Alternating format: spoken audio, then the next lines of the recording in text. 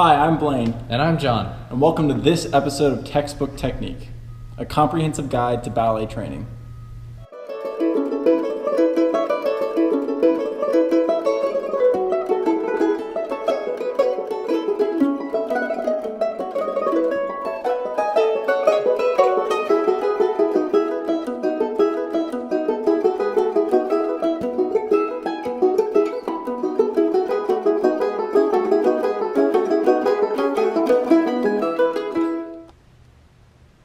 The next men's step that we're going to demonstrate is an entre-chassés. We've shown you entre-chassés in a previous episode, but now we're going to really take them apart and break them down to their basic steps. An entre-chassés is a big jump that men do taking off from 2 feet from a good fifth position. In an entre-chassés, I take off from a fifth position, I change my legs once in the air, twice, and then I land after I change for a third time. So it's 3 beats in the air. Notice how I started with my right leg front, and when I ended, my right foot was in back. This means that I did indeed change 3 times in the entre-chassés.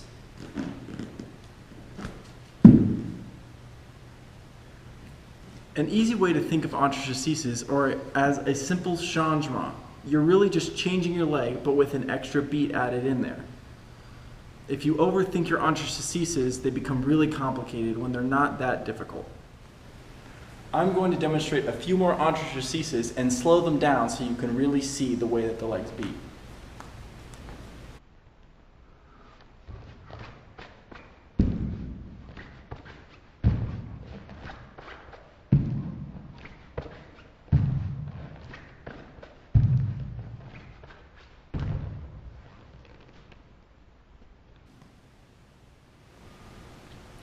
In the beginning, when doing entre-chassés, you're going to really want to utilize your arms to help you out.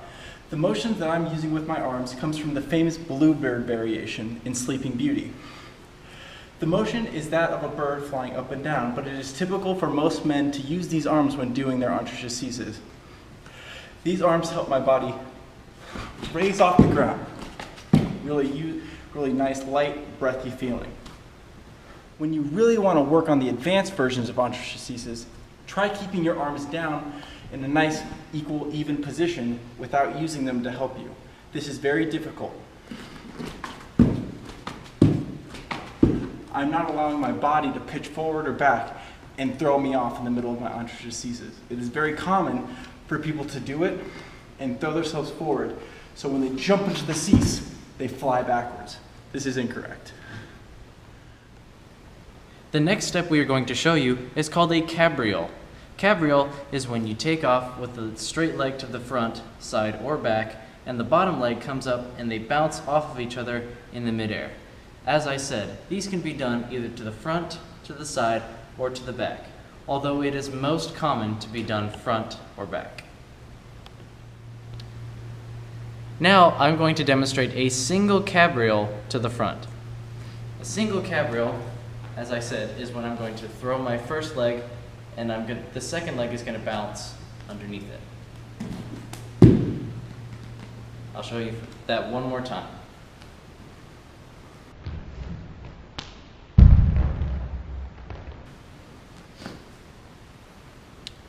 The next most common position for cabrioles is to the back. Now I'm going to show you just a single cabriole to the back so you can see what it looks like. Again, one more time if you didn't catch that.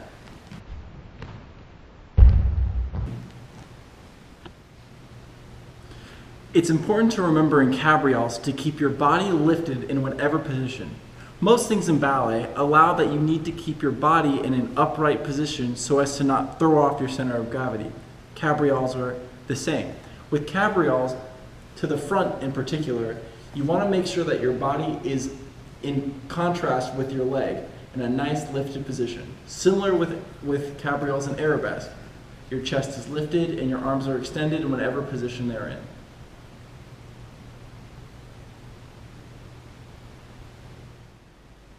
One really good exercise to practice cabrioles to the back can be done at the bar. Here, you place both hands on the bar so that you can really help launch yourself into the air. And now, I have my leg prepared. I'm going to plie, and I'm going to bounce my leg in the middle of the air. When I do this, I really get up and over the bar so that I can get the maximum height in order to do a nice slow cabriole. When doing cabrioles, it's important to remember that although it does look like it is a rebound, it's actually a very controlled motion of the leg. You're bringing your bottom leg up to the top leg while using your inner thighs. A good exercise to work on the inner thighs involving cabrioles is this. I'm going to stand in an open fourth position, my arms in whatever position they would seem to be in. I'm going to keep my body tight and lifted. I'm going to plie and then rebound my legs off of each other, really squeezing my inner thighs. I'm going to do that a few more times.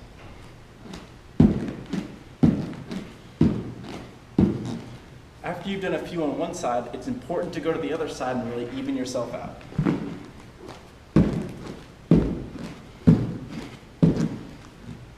These will really work the muscles on the inner thighs so that when you do cabrioles, you can open them wider and larger for bigger, more effect.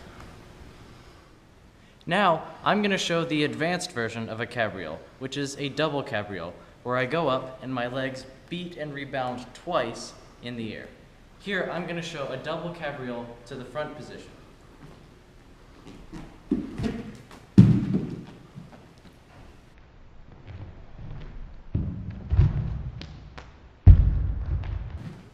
Similarly, with the double cabriole front, a double cabriole can also be done to the back. This is very impressive, and I've even seen some people do 3.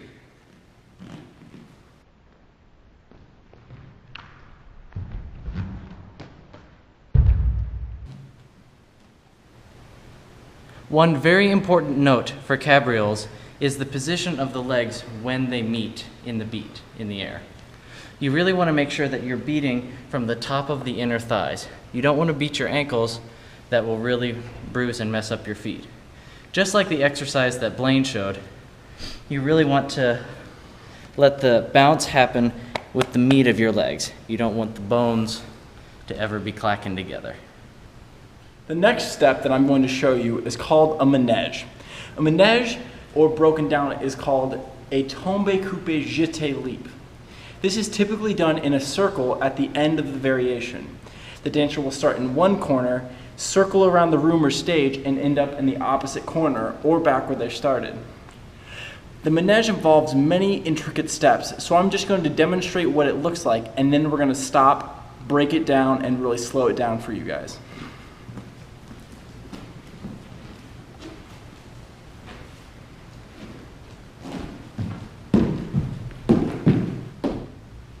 When you work on your manèges, you want to make sure you have a lot of open space, unlike what we have now, but it works. We're going to show you what the first step of the manège is, which is the tombe coupé. This is the most important part of the manège because it really sets you up for the jeté jump. When I do my preparation, slow down, I'm going to step out, tombe over this leg, which means to fall, cut my back leg under in a coupé position, and jeté out. The tombe coupé, like I said earlier, is the most important part because that really sets you up for a nice large jeté. I'm going to do just one tombe coupé jeté to demonstrate. Tombe coupé. Notice how the last coupé really launched me over my front leg. Now, Jonathan and I are going to take some of the steps that we recently showed you and put them in one big combination. We're going to start from the corner, as you would in any variation, move to the other corner, and finish with the tombe coupé manège. This combination is going to involve double tours, entrechasses, cabrioles, and as I said, a manège at the end. You can add your own slight variation of this once you finish working on it.